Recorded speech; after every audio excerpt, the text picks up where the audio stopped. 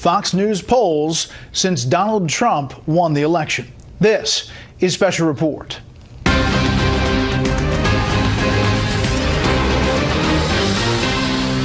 Good evening, welcome to Washington. I'm Bret Baier. Americans have not yet made up their minds what to really think about President-elect Donald Trump. That is the takeaway from our brand new Fox polls. Our first survey since Trump upset Hillary Clinton to win the White House. 59% say they are hopeful following the election, but 31% believe Donald Trump's presidency will be one of the worst in history.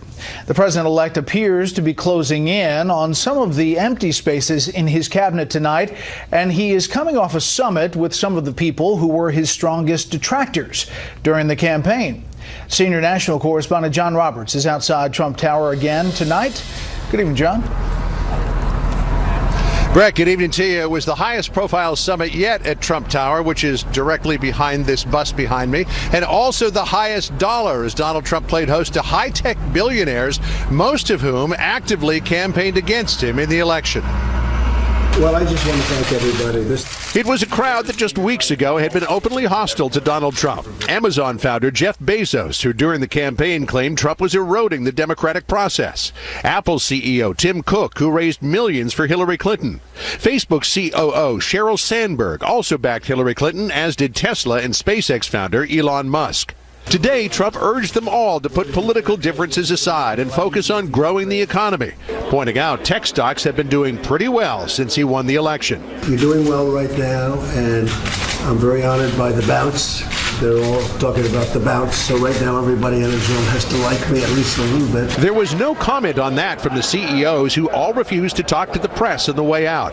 Curiously absent from the summit, Twitter, a transition source saying, quote, "They aren't big enough." Donald Trump is getting closer to filling out his cabinet, this morning making official his pick of former Texas Governor Rick Perry to head up energy. Perry, a strong proponent of fossil fuels, is drawing fire from the left, but Perry was also heavily invested in renewable energy sources while governor. With Montana Congressman Ryan Zinke expected to soon be named Secretary of the Interior, that leaves only agriculture and Veterans Affairs open. Filling those slots is proving problematic. Transition sources tell Fox News Trump wants North Dakota Democratic Senator Heidi Heitkamp for agriculture. But because she would likely be replaced by a Republican, Democrats have put on a full-court press, urging her to say no. Also in the running is South Dakota Republican Congresswoman Kristi Noem. While she has said she'd prefer to stay in Congress, she might have a difficult time declining if Trump asked. Veterans Affairs, according to a senior source, is, quote, very tough to fill. Trump has promised to completely revamp the structure and culture of the VA. That will require a unique candidate. Another issue that's rising on Donald Trump's radar, Democrats insist government rules prohibit him from maintaining an ownership in his brand new Washington hotel at the old post office. They say when he becomes president, he'll have to divest himself of that signature property. Transition officials said today that Donald Trump will address all of that when he outlines his plans to separate himself from his businesses at a press conference that should likely happen sometime in early January. Brett? A fine wine. John Roberts outside Trump Tower. John, thank you. The Obama administration is trying to reinforce its scientific or ideological firewall around the finding that global warming exists and is man-made. The president's outgoing Interior Secretary today had one last call to arms to the true believers and concern about the president-elect's administration coming in. Correspondent Kevin Corke has the story tonight from the White House. Speak up. That's the word from Interior Secretary Sally Jewell, imploring scientists to confront so-called climate change deniers, especially if President-elect Donald Trump tries to sideline climate research. Make your voices heard and make them relevant to the people that you're talking to. We have a president-elect who likes to win. We cannot win without good science. Jewell, the Obama administration's top steward for public lands, said the warning was in response to the words of the president-elect himself, who has since tempered his skepticism, but on a number of occasions called climate change a hoax. I think it's a big scam for a lot of people to make a lot of money. In the meantime, China is eating our lunch because they don't partake in all of the rules and regulations that we do. Critics have expressed concern that the Trump administration will be more protective of the interest of big energy than the the environment, noting that his choices to run state, energy, and the Environmental Protection Agency all have ties to oil-producing states. Moreover, Scott Pruitt, Trump's EPA administrator pick, has even questioned climate change itself. Well, I think that the president's view is that policymaking should be guided by science.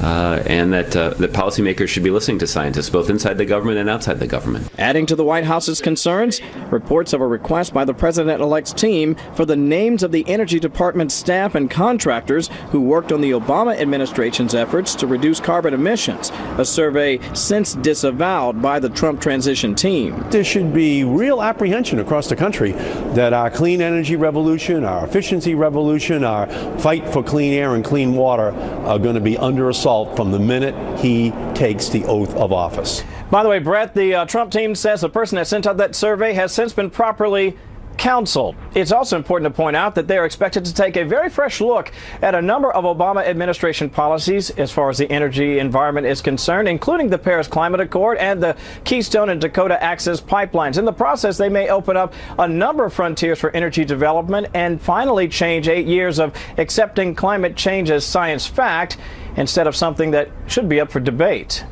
Brett? Kevin Cork live on the North Lawn. Kevin, thank you. Yahoo says it believes hackers stole data from more than 1 billion user accounts in August of 2013, billion with a B. The company says it is different from a breach than the one it disclosed in September when it said 500 million accounts were exposed. Yahoo says the information stolen may include names, email addresses, phone numbers, birth dates, and security questions and answers. The company says it believes bank account information and payment card data were not affected. The Federal Reserve today raised its key interest rate by 1/4 point. It's the first such move in a year. Fed Chair Janet Yellen says it is due to an improving economy. Modest increase in the federal funds rate is appropriate in light of the solid progress we have seen toward our goals of maximum employment and 2% inflation. We continue to expect that the evolution of the economy will warrant only gradual increases in the federal funds rate over time. Stocks declined on the news that the Fed may make 3 more rate hikes next year. The Dow dropped 119, the S&P 500 was off 18, the Nasdaq fell 27. Now joining us from our sister network, Fox Business Network's Melissa Francis. Good evening, Melissa. So why did the rate hike, or the talk of more rate hikes, spook the market today? Yeah, it was really about that idea of Janet Yellen saying that we might be raising rates 3 more times in the year. Investors had expected the Federal Reserve to say that maybe it would be 2 more times. But, you know, I would caution investors out there. They promised a number of rate hikes within a year in the past, and they haven't followed through. So it's certainly not certain that it's going to happen. What does it mean for the average person? A lot of people hear the Fed did this, the Fed did that. What does it mean to people sitting at home? Well, if you have credit card debt, that's usually very much affected by this. That's where you see these interest rates really translate. If you have a home mortgage that's adjustable, you're thinking about going out and getting a mortgage, it should impact that. But about a year ago, the Federal Reserve raised rates, and actually mortgages went down, and investors and homeowners had one more time to go out there and refinance, although a lot of people think this time we will really see it reflected through all interest rates, mainly because she's very much promised to follow through. You know, I've heard it explained that it's like pumping money into the market, and at some point they have to turn off the spigot. So why now? Why is this the second time they've raised the rate since 2006? Well, there's a lot of different theories about that, and many people think that Janet Yellen, that they're all late to the game on this one, that they should have raised the rates a while ago. She said herself that she feels like the economy has gotten stronger, that the consumer is feeling better, that we've seen employment at a higher rate, that the economy can finally handle it. Some people, though, and they even asked this question at the news conference afterwards, does this have more to do with Donald Trump? And she said that some policymakers may be looking at that and thinking about the fact that he's promised to lower taxes and spend a lot on defense, and this is preemptive, and that the economy would heat up in the light of that and could really start growing, and maybe she wants to rein things in before we see that growth. She herself said, though, that they're operating under a cloud of uncertainty at the moment since they don't know for sure what Donald Trump is going to do. But this could be a little bit of a Trump effect in there. All right, Melissa, and we'll see if we get to 20K this week. Thank you. We'll see. Yeah. Venezuelans are trying to deposit or spend currency that is about to become worthless. Embattled President Nicolas Maduro declared over the weekend that he was taking the country's largest denominated, most commonly used bill, the 100 Bolivar note, out of circulation.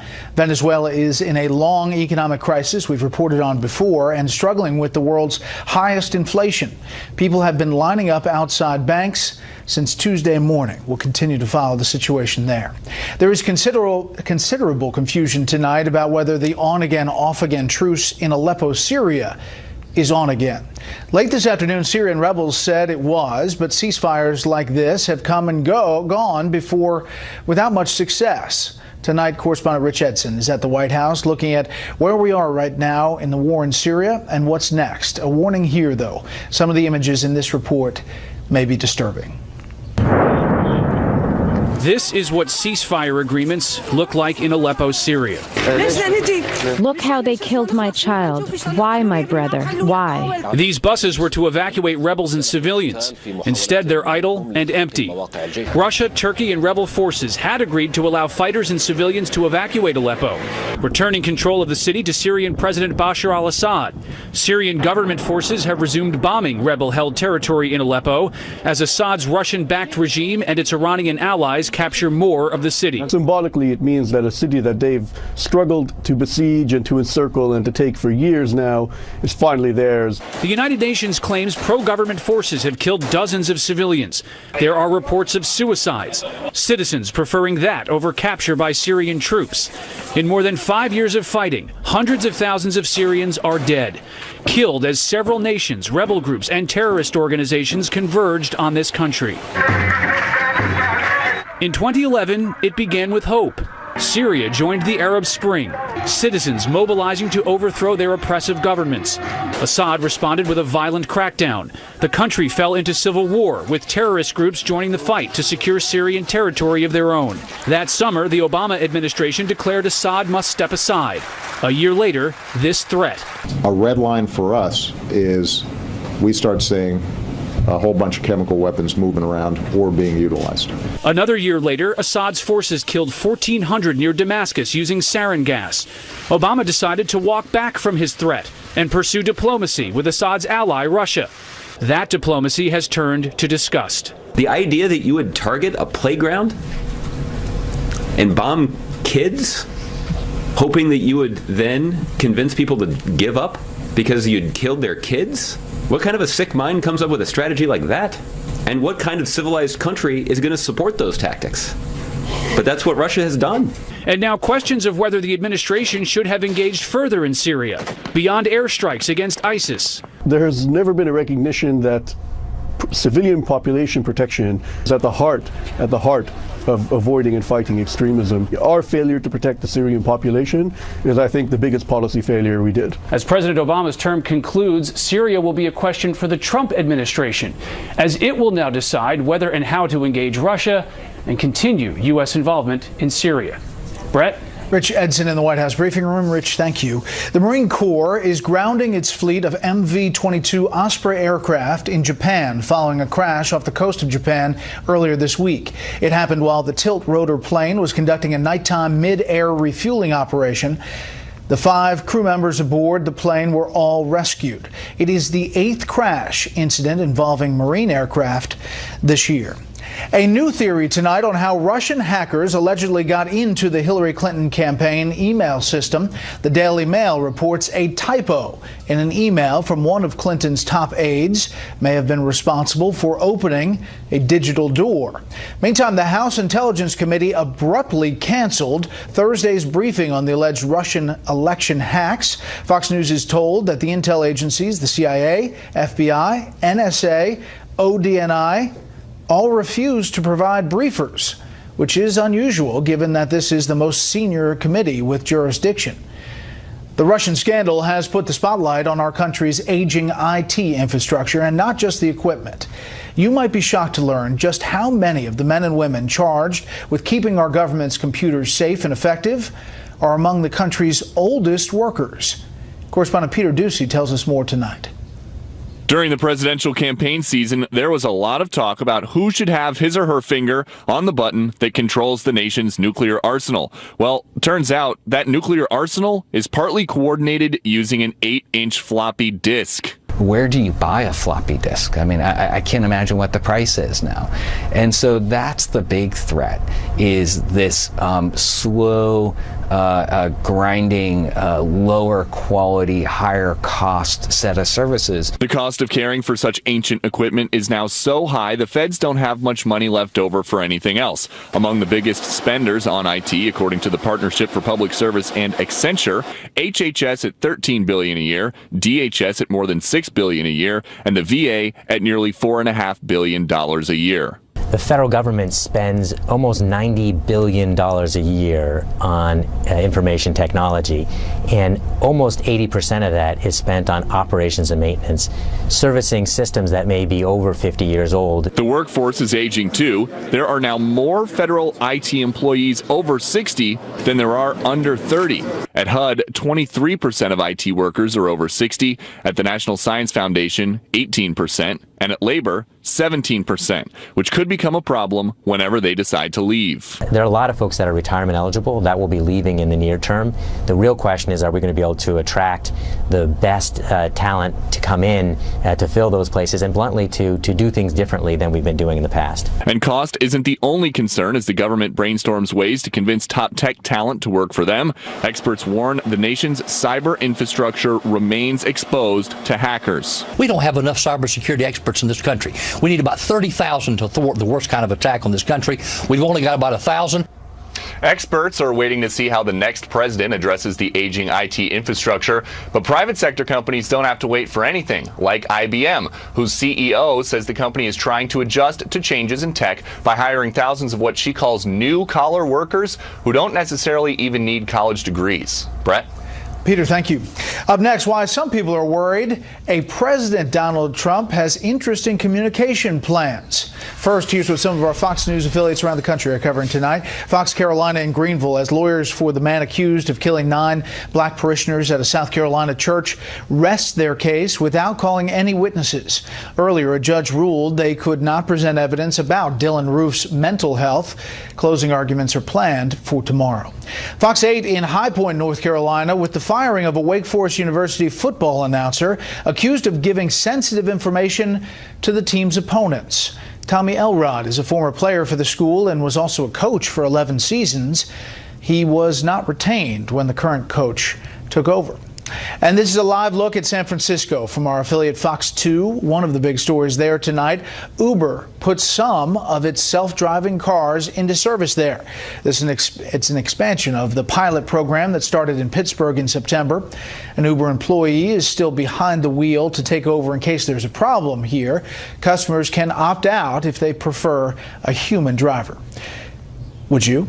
That's tonight's live look outside the Beltway from Special Report. We'll be right back.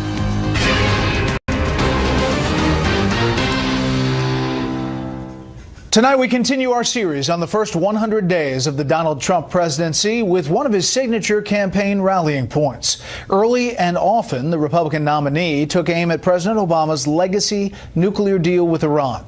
But Trump also hinted he would not just tear up that deal. So now the question is, what will the new president do about the nuclear deal, and is there room for a détente with Iran beyond the deal?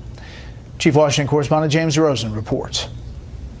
Born in Iran, an accomplished lecturer and the author of 3 books in Farsi, now an American citizen practicing law in the States, Ali Reza Alan Parsa sees some prospects under the next president for improved relations between Washington and his ancestral Persian homeland. If nothing else, Mr. Trump, he does represent American pragmatism. He will cut deals, he will sit down with, friend and foe, and try to come up with the best deals. In the years since the Iranian regime brutally suppressed the street protests of of June 2009, the United States, joined by 5 other world powers, negotiated and implemented a landmark deal curbing the regime's vast nuclear program while providing it with tens of billions in sanctions relief, including huge infusions of cash and access to U.S. dollar transactions. At the same time, Iran's military has harassed American warships in the Persian Gulf, detained U.S. sailors at gunpoint, ramped up ballistic missile testing, intervened militarily to prop up the Assad regime in Syria, continued funding Hamas and Hezbollah, and reaffirmed undying hostility to the nation it still calls the Great Satan. Most analysts believe that in his first 100 days in office, the next president will make some swift demonstration of his commitment to changing the U.S.-Iranian relationship. The nuclear accord, now at the heart of that relationship, having never been ratified by Congress, is at once the easiest thing to change and the most far-reaching. And as a candidate, Donald Trump criticized it bitterly. This is one of the worst deals ever made by any country in history.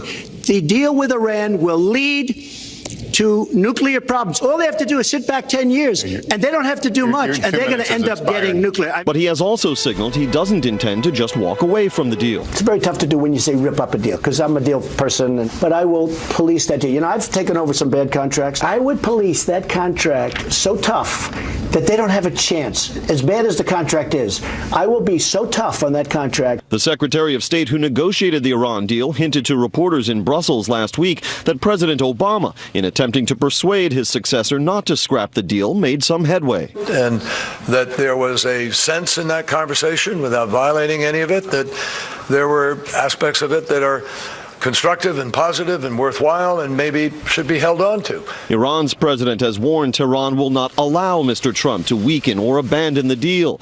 The State Department was forced to acknowledge Iran has no such power. And of course, no one else can prevent any other party to this agreement from walking away. The counter-argument to that is, why would anyone walk away? Because it's effective. Outside of the nuclear deal, it is the raging civil war and humanitarian catastrophe in Syria that may offer the next president his clearest avenue for cooperation with Iran.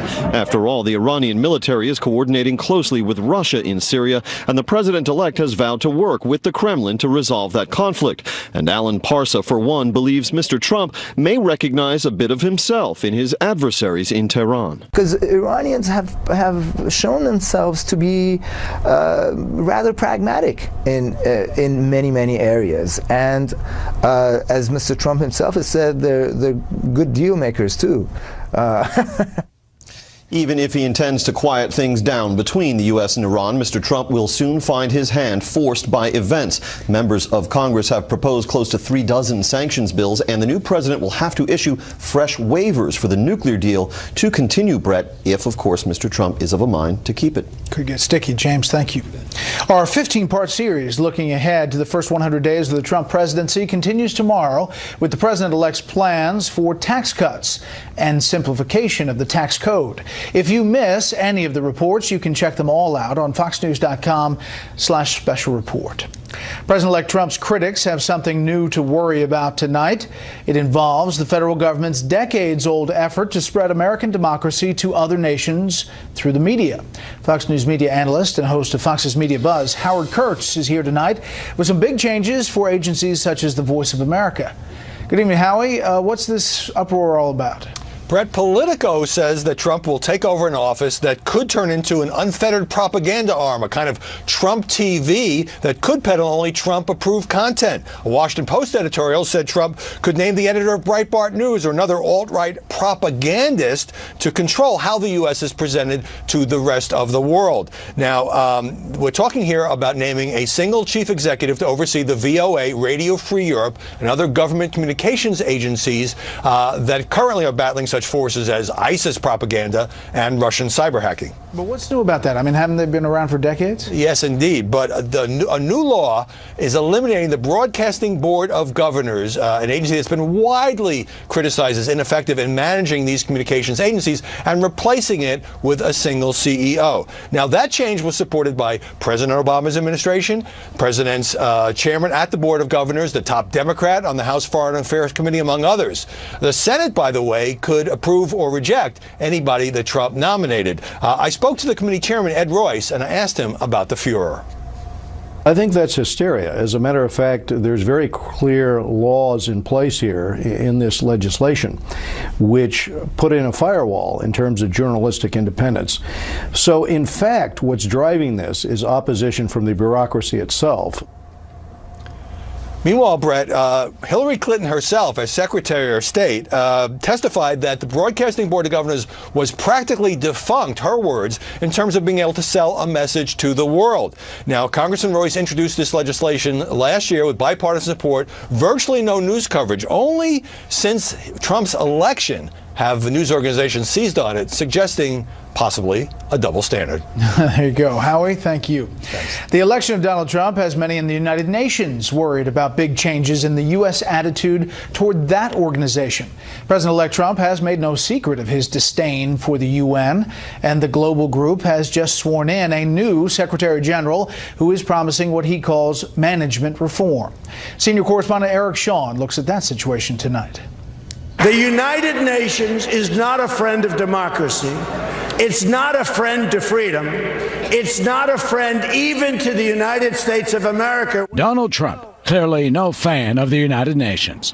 The president-elect's views are at odds with the world body on a variety of pressing issues, from its support of the Iran nuclear deal, climate change initiatives, and resettling refugees. The overwhelming feeling among most members was that Barack Obama was their kind of U.S. president, so I think it will be a different reception. But I think the whole point of the idea of making America great again is to reassert ourselves, especially in bodies like the United Nations. Former UN Ambassador John Bolton, who served Republican President George W. Bush and has talked to Mr. Trump about joining the administration, predicts the president-elect will take a hard stance at the UN. He says the almost $3 billion American taxpayers paid this year alone, the most of any nation, could be cut. I think a good hard look at the UN budget is long overdue, and I wouldn't be at all surprised if a President Trump, once in office, does pay particular attention to it. It's total insanity. That was the undiplomatic opinion of Mr. Trump a decade ago, when we sat down to discuss the UN headquarters' multi-billion-dollar renovation. He testified about it to Congress and accused the UN of overspending. It is either the most corrupt thing going on in the world, which is saying something, or it's one of the most incompetent things I've ever seen.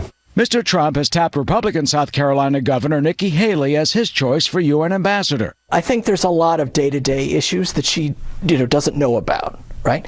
And the problem that Nikki Haley is going to face is that many of the other countries' delegates are people that have been there for a very long time. Like her counterpart from Russia has been there for 10 years. A possible preview of what Governor Haley could face came in a September speech by the UN High Commissioner for Human Rights. He compared the rhetoric from Mr. Trump and others that he called, quote, populists, demagogues, and clever cheats to the propaganda of ISIS. Brett? Eric, thank you. Some breaking news now. The House Intelligence Committee chairman is not happy at all that the intelligence agencies have refused to provide anybody for that committee hearing on alleged Russian hacking. Devin Nunes releasing a statement, the chairman of the House Permanent Select Committee on Intelligence. It is unacceptable that the intelligence community directors would not fulfill the House Intelligence Committee's request to be briefed tomorrow on the cyber attacks that occurred during the presidential campaign. The legislative branch is constitutionally vested with oversight responsibility of executive branch agencies, which are obligated to comply with our requests. Continuing, the committee is deeply concerned that intransigence in sharing intelligence with Congress can enable the manipulation of intelligence for political purposes. We will talk about more of this with the panel in just a moment. Many of you are hopeful and optimistic. Some of you are scared. We will talk about all of the Fox News polls as well, since Donald Trump won the election, and that breaking news about the intelligence agencies giving the stiff arm to the House Intelligence Committee. And the panel joins me after a break.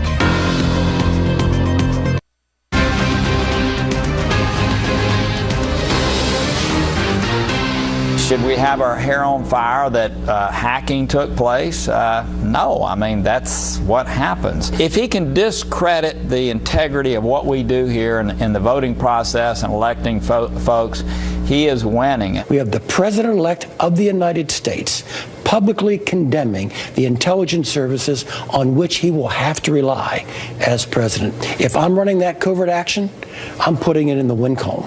It's quite possible that the Republican Party has been exploited, and Donald Trump himself might have been exploited over the years by Russian intelligence. So a lot of talk about the alleged hacking and what it meant for the election, as the breaking news we just brought to you that the intel agencies are not providing any briefers to the House Intelligence Committee, and the chairman, Devin Nunes, being very upset about that. This is some new Fox News polls are coming out on this issue. Russia's attempts to influence the 2016 presidential election helped Donald Trump, and there you see all voters 32%, Hillary Clinton 1%, no effect 59%. Of course, Clinton voters a much different take on all of that. Donald Trump's dealings with China and Russia, and here you see the breakdown in the Fox poll about that. Too accommodating to Russia, 50%. Too confrontational with China, 43%. Interesting findings there. Finally, overall, the opinion of Donald Trump as it stands now, according to our latest polls, favorable, unfavorable, 47-51. And you can see a big jump as far as where it stood at the beginning of November at election time. Let's bring in our panel. Steve Hayes, senior writer for the Weekly Standard. Mara Liasson, national political correspondent of National Public Radio, and Guy Benson, political editor at townhall.com. Charles Hurt, political columnist for the Washington Times. Steve, first of all, congratulations. We should have changed it. You have a new title. I do have a new title. And said title is? Editor-in-Chief of the Weekly Standard. Thank you very much. We will put that up. Congratulations. The thoughts about the Nunes development and the fact that the intel agencies are not providing briefings to what he wanted, a hearing on this Russian hacking. Yeah, pretty extraordinary that they would deny briefings, and from what I understand, it was a denial of the requested briefings rather than just not being responsive. They have said no, they're not going to provide the briefings. You know, the statement that you read from Devin Nunes, I mean, he's not somebody who's sort of prone to anger. That was steaming anger coming from Devin Nunes, especially the suggestion that this could be the politicization or the manipulation of intelligence. And I think the context here is that you've seen in the minds of many Republicans, including many on the oversight committees, politicization of intelligence over the years, particularly at the CIA throughout the Obama administration. If you look back at the kinds of intelligence product that the CIA was providing to the president, it was consistent with what the president wanted to be true, particularly with respect to Al-Qaeda, ISIS, the war on terror. So they were providing intelligence product that was fit to match with the president's ideological conclusions. The concern is that that's what's taking place again here. And I think if the CIA or people at the CIA are going to be leaking these kinds of accusations, they have an obligation to go before the congressional oversight committees and explain themselves. Now, having said all of that, these are very serious claims, and I think there are some people who are defending the Trump administration or conservatives who aren't being serious enough about the potential Russian intervention in a U.S. election. Okay, Mara. So here you have this story. The Washington Post does it first that that CIA believes that the Russians hacked in order to help Donald Trump. You have clearly some intel agencies that are not on the same page when it comes to this. Right. Now, Nunes is trying to figure this out, okay? And he calls this committee hearing and gets the Heisman Award from the intel agencies. We're not going. Now, how are the electors who are asking for intel briefings to feel confident about, you know, that's... Yeah, that to me is inexplicable, because put aside the dissension about the motive, there is one thing that is almost unanimous, which is Russia hacked. Russia interfered in our election, as you just heard Michael Hayden say, in order to sow doubts among Americans about their own electoral process. And that's a real cyber attack, and it's really serious. And that's something that Donald Trump, so far the only prominent American that we know of who has completely rejected that finding, that Russia hacked. As a matter of fact, you know, he said it could have been a 400-pound guy sitting somewhere. Lindsey Graham said today it might have been a 400-pound guy, but it was a 400-pound Russian guy. But I think that, I don't know why they didn't brief. They're going to have to, because they're going to be hearings on this. Okay. They're going to be hearings on this. They're going to have to brief them. They briefed them in October. They briefed Congress in October. They briefed November 17th. Here is the Director of National Intelligence, Clapper. As far as the WikiLeaks connection. The evidence there is not as strong, and we don't have good insight into the sequencing of the releases or when the data may have been provided. Is he off script there, Guy? Is it what's going on? Who knows? Anyone's guess is as good as mine. And I think that there has to be an answer here from the intelligence community. When you're brought forward and Congress asks to hear from you and the relevant oversight committee wants to hear, there's a lot of noise out there. There's a lot of allegations flying back and forth. The motives are unclear, differences in opinion among various agencies. When Congress asks you to show up and explain yourself on some level and you say no, the American people have to ask a question. I don't care if you're a Republican or a Democrat, why on earth can they say that? Not just why are they saying it, why can they say that? At some point, they need to show up and answer questions. Meantime, the White House, the president, in several interviews, Josh Earnest from the podium, is getting a little bit more aggressive when it comes to this topic. A whole lot more, and I think that's a very important thing to remember because obviously the accusations are very serious. If Russia attempted or succeeded in any way to sort of interfere with our American elections, that's a very serious issue, and we need to get to the bottom of it without fear or favor of any politician. But on the other hand, you do have a sitting president right now who should be overseeing all of this, and he's not doing much to help add clarity to all of it. And I can't help but get the feeling that that he himself has contributed to the politicization of the intelligence. I want to get to a couple of these polls, ones that you find interesting. I just want to mention two. One, Fox News poll 1, how will history judge Donald Trump's presidency? And you see the breakdown. One of the greatest, 11% above average. There you see it. One of the worst, 31% according to this poll. Number 3, describe the election outcome feelings. 59% say hopeful. 50% said relieved. I think a lot of people covering the election said number 2, 50% that it was over. Mara, what do you find striking about these poll numbers? Well, I'm not sure what I make about the outcome. Maybe it just means that it's over. That's subject to interpretation. But what I find striking is just the basic favorable, unfavorable. Donald Trump's favorable is now about his ballot. It should be higher. When you compare him to past presidents at this time, usually you get a bounce after you win. You go. Usually don't have as much negative coverage either. That's true, but usually you don't win in such a stunning way. This was a real upset. And you'd think that he'd get a bounce from that. But he didn't. So that's one thing that I think is really interesting. But it has been trending up. So we'll see if that trend continues. I mean, I think he did bounce. The only thing is he bounced up from to his ballot. Exactly. I mean, most people are above their ballot. Right. Yeah. So, I mean, look, there was never going to be a big honeymoon period for the next president, regardless of who won, because these were unpopular people. The number, Brett, you mentioned 59% of Americans saying that they're hopeful moving forward after the election. To me, that's an opportunity for Donald Trump. This has been a very nasty cycle with a lot of strong feelings on all sides, acrimony, bitterness, and yet hopeful is the number one answer from the American people. If he can capture some of that and move forward, he can maybe gain some more political capital, to your point. And the other one, 68% of Americans believe Donald Trump will repeal Obamacare. That has to be a priority. Jobs, jobs, jobs, he said in the speech in Wisconsin, Steve, and today he met at Trump Tower with the tech community, a summit in which he said, we'll do anything that you need. Give me a call or give somebody in my administration a call if you have any issues. Yeah, he said there wasn't a strict chain of command. Call in and we'll take care of you. Look, he's made very clear that he wants jobs to be a priority, and one of the things that we've seen him do early in his pre-presidential period is the PR of jobs. I mean, whether you're talking about Kerry or whether you're talking about meetings like this is showing Americans are going to go home and they're going to see this on their news. They're going to watch shows like this for the networks, and they're going to say Donald Trump is doing something about jobs. Part of the reason he won was because of the things that he said about the economy, showing that he's making progress, that he's actually tuned in to what people's priorities and concerns are. I think will stand him in good stead, as Guy says, to take advantage of that hopefulness.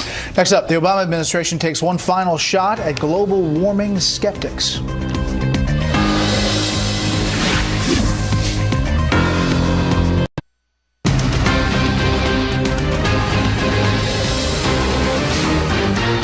this is an intellectual curiosity expedition. We're really trying to come up with the best solutions to the American people. This appeared to be a witch hunt. They're sending a message that they want those officials to be looked at, punished, or discarded when it comes to policy. Policymaking should be guided by science. Policymakers should be listening to scientists, both inside the government and outside the government. I would hope, based on what I know from this job and what I knew before, that we would still not be having to make the case that climate change is real and that humans have contributed to it. We want to see sound science. We've seen a lot of the science absolutely start running amok.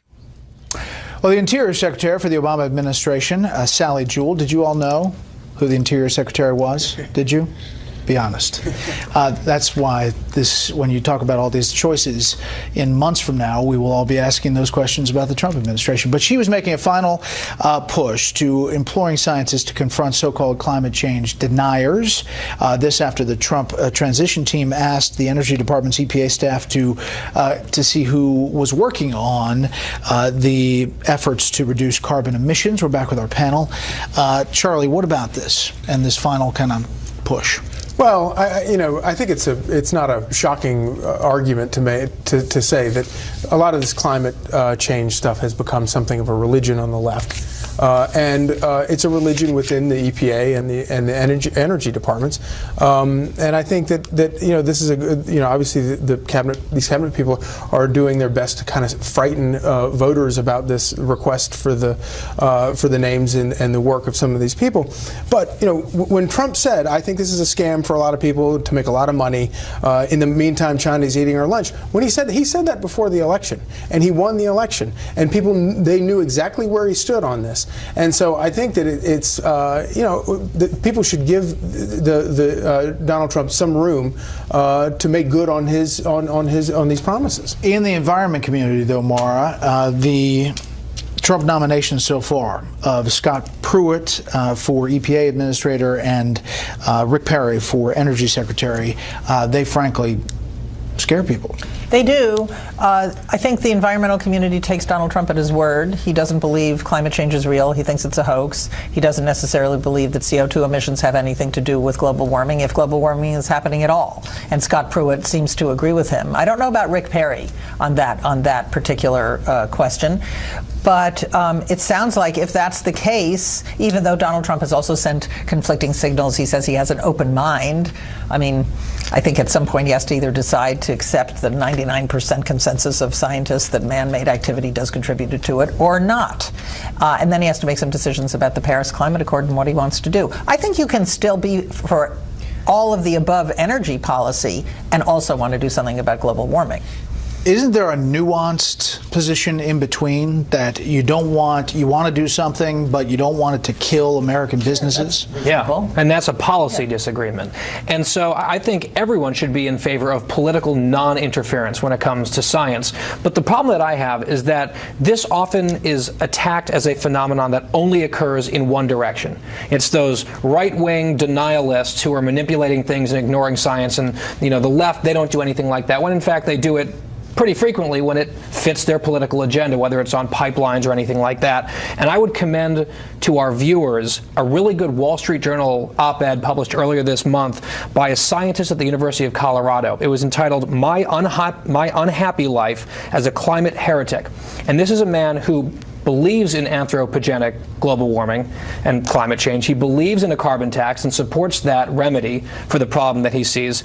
His one heresy was he doesn't believe that climate change contributes to an increase in severe weather events.